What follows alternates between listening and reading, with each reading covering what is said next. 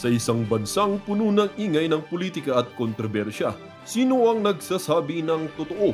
Sino ang nasa panig ng bayan? Welcome to Bayang Pinas, ang news channel na hindi takot maglatag ng katotohanan. Dito, pinag-uusapan natin ang mga isyong may kinalaman sa kinabukasan mo, politika, pamahalaan at ang tunay na kalagayan ng ating bansa.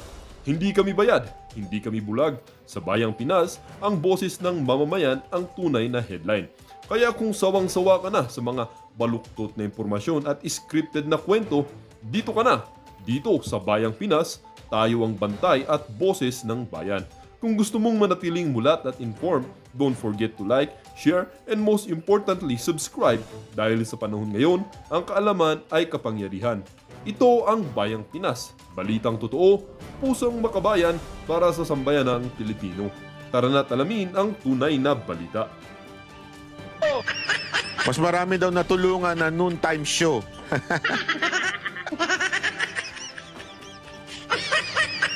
Kesa daw sa ewan ko. Sir, kung marami palang natulungan ng noontime show, dun ka na lang. Huwag ka na maging Senate President.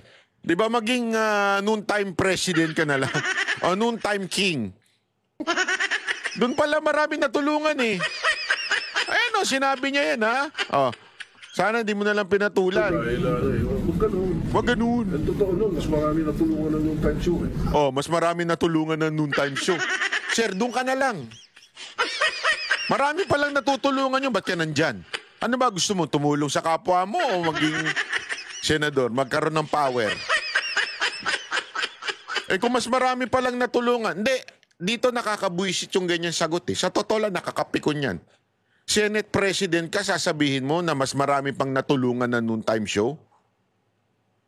Eh di doon ka na lang. Pangalawang Senate President mo na to, hindi mo malang ipagtanggol yung Senate, sasabihin mong mas marami pang natulungan yun? Tapos sasabihin mo na naman, troll kami. Sa totoo lang yan, sa atin dito, yung pinupost. Okay, sa atin dito. Di ba? Ayan, nalinaw niya na, mas marami daw natulungan na noontime show kaysa sa Senate. Kaysa dito. Kita mo kung gaano kababaw ang tao na ito? Hindi ko alam kung bakit naging Senate President to eh. Kaya yung mga bumoto dito, di ko kayo ginagalang. Mantakin mo, siya ang Senate President, itinatakwil niya yung sarili niyang chamber, yung sarili niyang teritoryo, tinatakwil niya, sinasabi niya, mas marami pang natulungan na noontime show. Doon ka na lang. Marami pala natulungan eh. Ako sir, sa totoo lang yan, kesa sa atin dito, yung pinupost nila doon na ginagawa ka na tutak ni Martin, sakit sa akin yun sir. Hindi, if you go down, everybody goes down. The institution goes down. Kaya nga. Si Martin ang tuta ko, hindi ako. Gago! Si Martin ang tuta. Sino naniniwala si Martin ang tuta mo? Share naman, no? Mr. Seth Soto, alam ng buong Pilipinas na mas nasusunod nga si Martin kaysa kay Marcos eh. Tapos sasabihin mo, tuta mo si Martin. Nagago tayo. Dapat ka nang bumaba dyan sa Senate President. Ginagago mo tao. Tuta mo si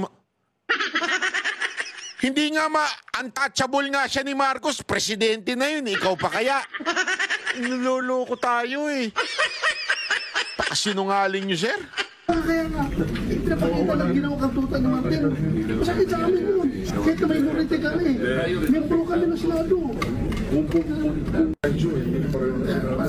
Palasan mo. Alam mo, hindi ko na lang pinatulan dahil huwag ganun. Ang totoo nun, mas marami natulungan ng noontime show eh. Ako sir, sa totoo lang yan, kesa sa atin dito, yung mas maraming natulungan ng noontime show? Yak! Gago! Maraming natulungan sa inyo na yumaman. That's the truth. Maraming yumaman sa inyo. Marami sumikat sa inyo. Totoo naman yan. Marami kayo napasikat na mga talent. Totoo naman yan. Maraming kumita ng mga talent. Totoo naman yan. Pero yung bayan, Are we talking about the country? Alam mo, if no senator will speak up against this kind of stupidity, ewan ko na lang. Tangin ako, hindi ako papayag doon. Ikaw ako senador, hindi ako papayag. Sasabihin ng Senate President na mas maraming natulungan na noon time show kaysa sa Senate.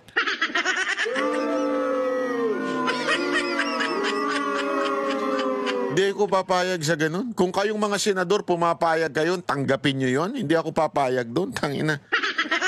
Pangmamaliit sa inyo yun. Pangmamaliit sa inyo yun. Hindi tama yun. Hindi tama yun. Mali yun. Mali yun. Hindi ako papayag doon. Kung kayo pumapayag dyan. Ay, nako. Pakinggan natin to si si Marcoleta. Ang makita natin, ha? Sadali lang. Asa na yun? Eto, to.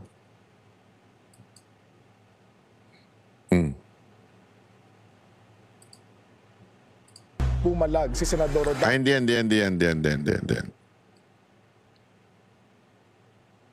Saan na yun? Wait, ha? Ba't nawala yun?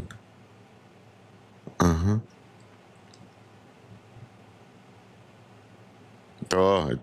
Ay, hindi. Yun nga yun, ha? President, this morning Ito pala. I received a report that Hindi pala si Bryce Marcoleta. Hernandez was transferred here from the Pasay City Jail, and it came to as a big surprise to this representation, since we approved that Bryce Hernandez be committed to the Pasay City Jail.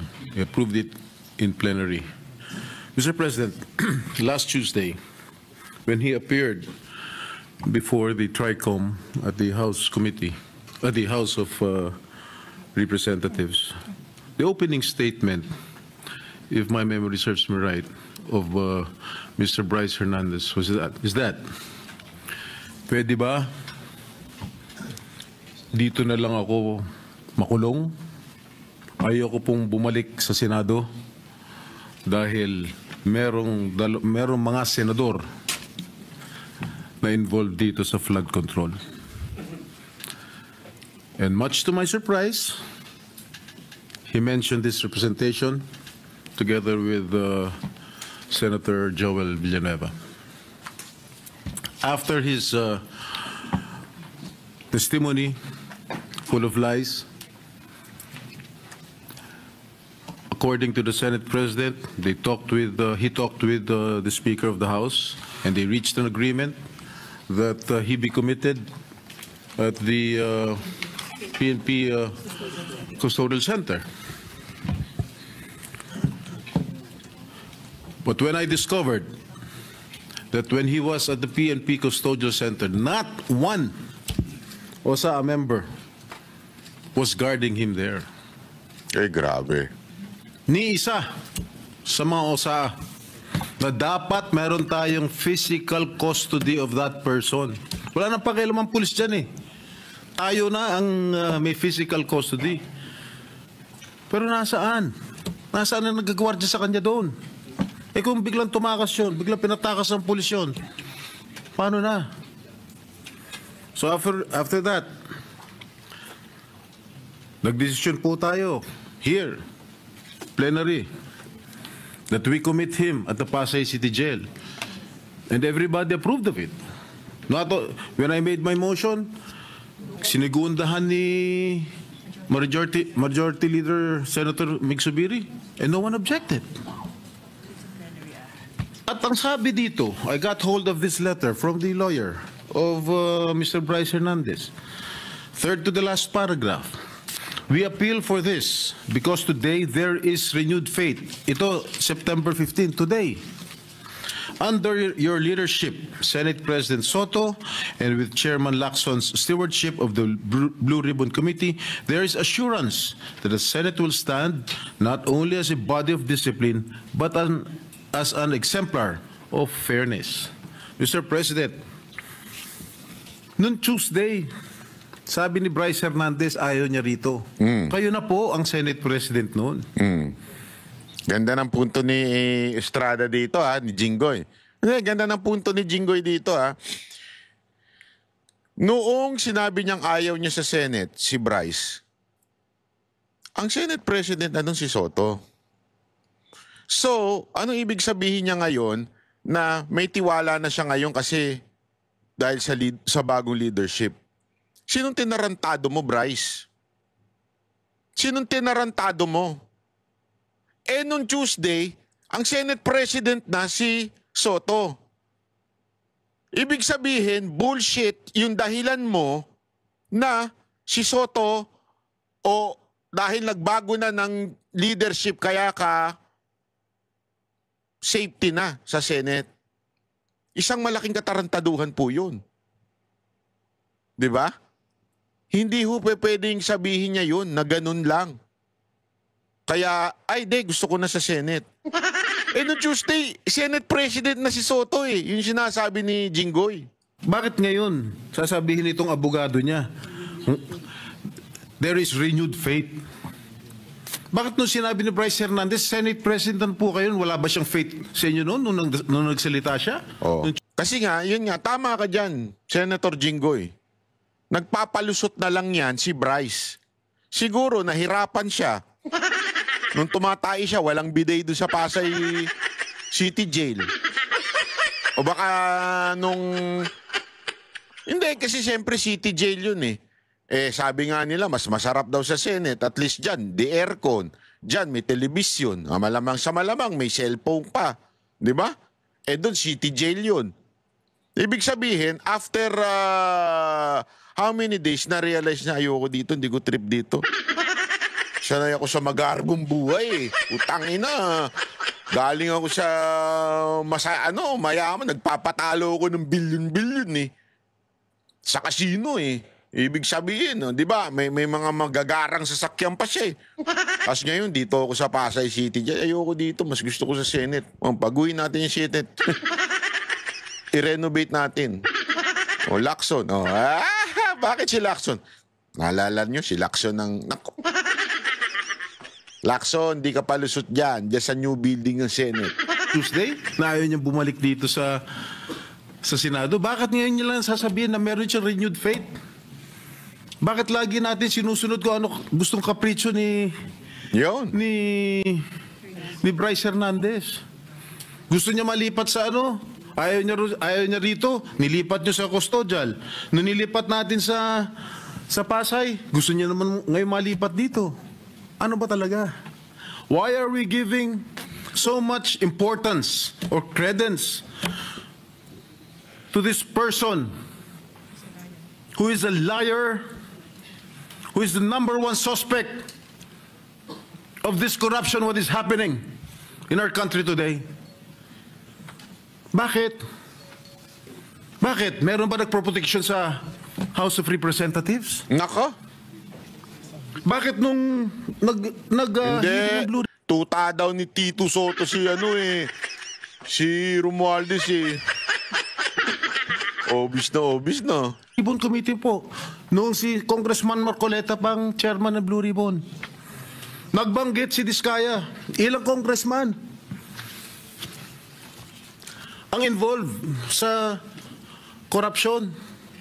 Pagdating nung kinabukasan, hindi na front page, hindi masyadong pinag-usapan. Nung si Bryce Hernandez na, nagbanggit ng 2 senador, front page na kaagad kami. Kahit hindi totoo yung sinasabi niya, na walang basihan. 30% commission daw. Ang putang ina. I'm sorry. Ay, shit, hayop, pak! Napaputang ina tuloy si Jinggoy, Strike out the record. I'm sorry. The phrase is stricken off the record. How can I demand 30%? What is his basis, Mr. President? Pagkatapos niyan, wala na, kumalat na. Front page na sa lahat ng mga newspaper of general circulation. Lahat na. Masama na kami ni Joel Villanueva. Sa social media, everything, lahat. I'll tell you why. I'll tell you why, Senator Jinggoy. Kumalat na. Una-una. One. Alam naman ninyo, may isang vlogger. Actually, dalawa na yung vlogger na umamin na binabayaran sila. Dalawa na ho yun. Yung isa, si Makagago, umamin siya. Pangalawa, si Boyto, hindi pala si Boss Toyo. Tinuro lang si Boss Toyo. Yung si Lakas Tama. Although hindi niya tinanggap. Ang sinasabi niya, inalok disyaw siya, babayaran, at pinangalanan niya yung mga vlogger. Di ba? Kung sa madaling salita, they are really operating sa social media. Di ba? Una yun. Pangalawa, aside from that, ito pong alam naman natin, yung kanilang pinuno sa kamara ay may mga shares o shareholder ng mga media. So naturalmente, kontrolado nila, may vlogger sila. Ngayon, may share pa sila sa mga media. So, yung kwento, madaling ikakalat. Yeah? They can, alam mo yun, kaya wag ka na magtaka kung yung kay Diskaya, walang pumansin na media. Naturalmente, sino lang ang nun? Yung mga vlogger lang na talagang para sa bayan. Kami lang po nag-topic noon sa lahat ng yung mga revelasyon na yan. Pero pagdating sa media at saka dun sa mga bayarang vlogger, mas nag-focus sila kay Bryce. Kasi nga, naturalmente, para ma-divert doon sa pinangalanan ng mga Diskaya, lalong-lalo na yung kanyang tinatawag na parang pinakapinuno na kumukuha ng kumukubra. Alam naman natin kung sino yun. I've been there. Kaya pinag-iingatan ko pangalan ko. Diyan sa part na naniniwala ako. Kasi pag ikaw nakulong ka na, ayaw mo nang bumalik. Honestly, ako nakulong ko 5 araw eh. Ito, hindi ko naman tinatago ito eh. Sa Malaysia. Dahil sa katarantaduhan ng producer namin. Walang biro yun. Dahil, hindi ko na, ikikwentong bumbo. Ilang beses ko nang kinwento yan dito. Dahil sa katarantaduhan namin nung Malaysian producer, kinuha yung passport namin na hanggang sa hindi na ibinigay, hanggang nakulong kami ng immigration ng Malaysia dahil doon sa katarantaduhan ng producer namin, tapos kinikilan lang pala ng immigration ng Malaysia yung producer namin. Nakulong kami at kami yung biktima ng wala kaming kasalanan, kinulong kami 5 araw. Alam nyo dahil doon? Isa lang masasabi ko, I will never come back to Malaysia anymore. They're corrupt to the core. Pati yung, basta, hindi talaga ako babalik doon. Magkamatayan na. Pag-iingatan kayo, kahit anong milyon ang bayaran sa talento ko, hindi ako papayag at hindi ako babalik doon. Mamatay sila doon. Totoo yan. Kaya ako naniniwala sa sinasabi ni Jinggoy. Si Jinggoy hindi lang naman nakulong ng 5 araw. Nakulong ng ilang, alam ko, taon din. So kung ikaw nandun ka na, pag-iingatan mo yan. Hindi mo hahayaan na maulit yan. Maniwala kayo sa akin, hindi ho biro. Imposible, kaya iingatan niya. Bakit ako kukuha? It's not worth it. Alam nyo, eto although, again, they were hindi po sila na sila po ay napawalang sala. Pero kung ikaw ay nakadanas na ng ganyan, sabi ko sa inyo, isa lang ang nasa utak nyo, it's not worth it. It's not worth it. Kung sabihin mo, alam mo, iniisip ko nga sila, sila pangalan nito, sila Bryce. Takin mo, siyempre, anong pang ang buhay niyan, di ba? Pupunta ng casino yan. Daming pera, lahat tumihingi dyan. Sigurado. Parang VIP yan, sure. Ngayon, nakakulong. Sabi ko sa inyo, siya lang masasabi niyan. Sigurado ako, ang nasa isip niyan, hindi worth it. Hindi talaga worth it. Hindi worth it po eh. Lalong-lalo na pag nakulong ka ng mahabang panahon. Nakulong po ng mahabang panahon si Jinggoy. Kaya I don't think, ako, dudan-duda talaga ako eh.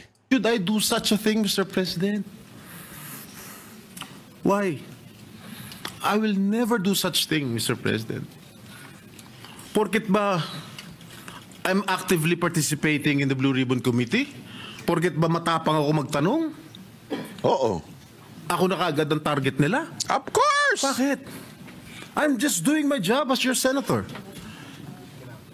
I have an oath to defend. I want to get all the bad crooks here in the government. That is my duty as your senator, Mr. President. Mr. President, sobra-sobra na. Lahat po kami apektado na. Even the Senate as an institution is also affected by the testimony. May isang payo lang ako, Senator Jinggoy. Alam ko, sobrang hirap ng ganyan kasi talagang tatamaan ng pamilya mo niyan. Pero, konting tiis lang, lalabas at lalabas ang katotohanan. Maniwala ka sa akin. Sabi ko nga sa inyo, ang tae, kahit ilagay mo sa plastic, ilagay mo sa ilalim ng kama mo yan, mangangamoy at mangangamoy yan. Yung katarantaduhan ng mga nagtuturo sa inyo, tsaka yung, lalabas at lalabas yan. Ngayon, kasi pinagtatakpan lang nila yung kay Diskaya. Balik natin doon sa issue nung mga sinabi ni Diskaya. Kasi, ang ina naman, hindi nyo pa ba paniniwalaan yung tao? Ultimong si secretary ng DA, Department of Agriculture, di ba? Siya mismo pinangalanan si Saldico na nanghihingi daw ng parang hindi pera, ha? Parang dun sa kanyang kumpanya, di ba? So ibig sabihin, hindi ho iisang tao nagsabi niyan. Hindi si Diskaya lang.